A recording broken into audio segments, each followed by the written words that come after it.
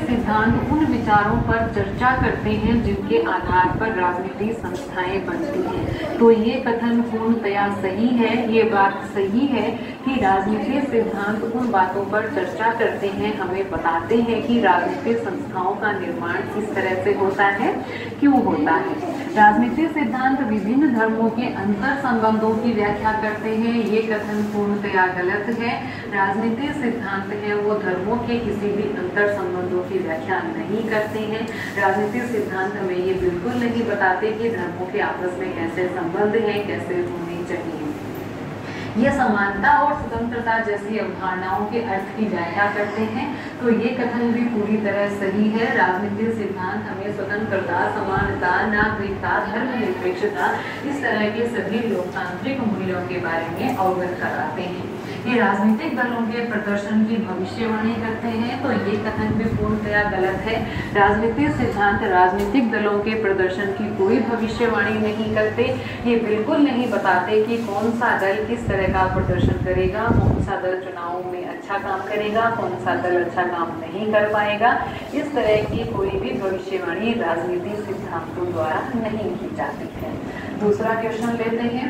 राजनीति उन सबसे बढ़कर है जो राजनेता करते हैं। क्या आप इस कथन से सहमत हैं? देखिए, हाँ, हम इस कथन से बिल्कुल सहमत हैं कि राजनीति उन सबसे बढ़कर है जो राजनेता करते हैं। ये दुर्भाग्यपूर्ण है कि राजनीति का संबंध किसी भी तरीके से निज स्वार्थ साधने के धंधे से जुड़ गया है। पहले वीडियो में अपन ने ये बात जानी थी कि कोई भी किसी के खिलाफ कोई छल करे, कपट करे तो उसे राजनीति नहीं कहा जाता है, जो कि आम बोलचाल की भाषा में कहा जाने लगा है।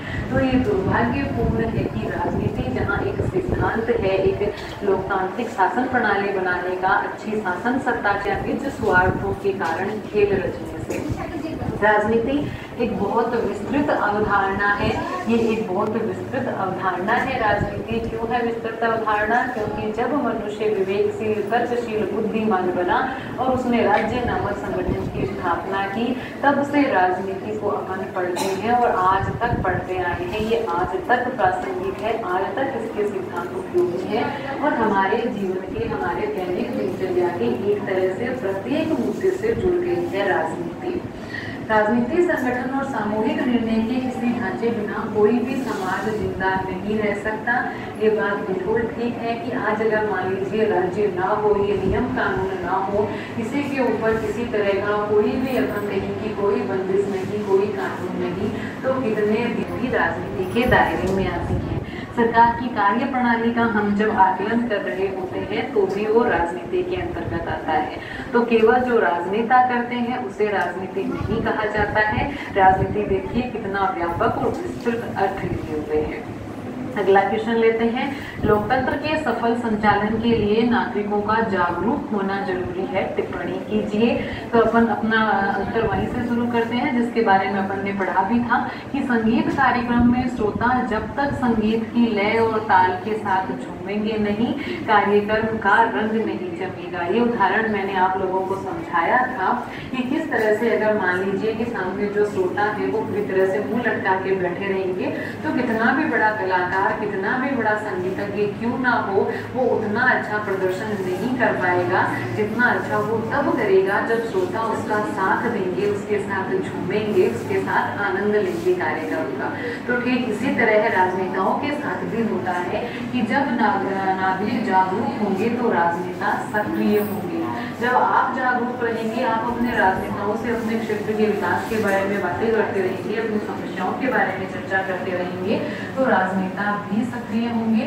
नागरिकों की जागरूकता राजनेताओं को अधिक जवाबदेह बनाती है। जब नागरिक जागरूक होते हैं, जब वो अपनी समस्याओं के बारे में, अपने अधिकारों के बारे में जानकारी रखते हैं, तो राजनेता भी जवाबदेह बनते हैं। वो भी ज़्यादा उत्तरदायित्व से, ज़्यादा जिम्मेदारी से कार्य करते हैं। जागरूक नागरिक अपने क्षेत्र की समस्याओं और महत्वाकांक्षाओं से राजनेताओं को परिचित करवाते हैं और उन्हें अपने कार्य के प्रति सक्रिय बनाते हैं। अगला क्वेश्चन, राजनीतिक सिद्धांत का अध्ययन हमारे लिए किन रूपों में उपयोगी है? ऐसे 4 तरीकों की पहचान करें जिसमें राजनीतिक सिद्धांत हमारे लिए उपयोगी हो। तो देखिए, सबसे पहला तो ये है कि अधिकार संपन्न नागरिक। राजनीतिक सिद्धांत का अध्ययन हमें अधिकार संपन्न नागरिक बनाता है। राजनीतिक सिद्धांत से हमें पता चलता है कि हमें कौन कौन से अधिकार प्राप्त है, हमें संविधान कौन से अधिकार देता है। जब राजनीतिक सिद्धांत पढ़ेंगे तभी तो हम जानेंगे कि हमें 6 मूल अधिकार मिले हुए हैं, और अगर उन मूल अधिकारों का हमसे कोई हनन करता है, छीनता है, तो हमें न्यायालय की भी सुरक्षा मिलती है, हम न्यायालय की शरण में जा सकते हैं, हमें कोई हमारे अधिकारों से वंचित नहीं कर सकता। तो ये हम कब जानेंगे?